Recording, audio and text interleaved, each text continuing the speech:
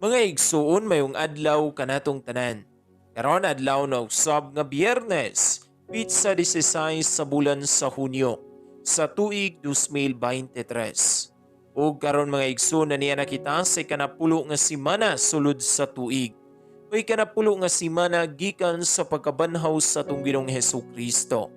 Ug karong adlaw sa mga igsoon atong gisaulog ang mahal nga kasing-kasing ni Jesus.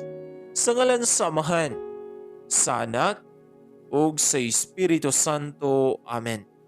Ang Ebanghelyo kinutlo gikan sa basahon sumala ni San Mateo, Kapitulo 11, versikulo 25 ngadto sa 30.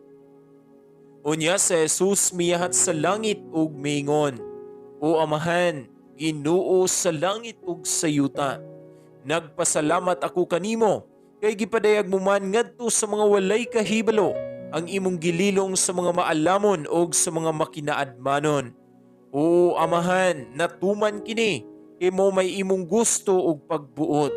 Ang akong Amahan naghatag kanako sa tanang butang. Walay nakailas sa anak gawas sa Amahan. Ug walay nakailas sa Amahan gawas sa anak.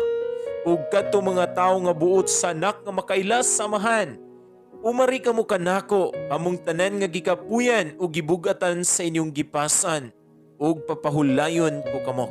Isangon ang akong yugo ug sundan ninyo ako, kay malumo ako ug mapaubsanon sa espiritu ug makapahulay kamo. Sa iyon ang yugo nga akong ihatag kaninyo o gaan ang ipapasan ko kaninyo. Mga igsuon, ang Ebanghelyo sa Ginoo. Daygon ikaw, O Kristo.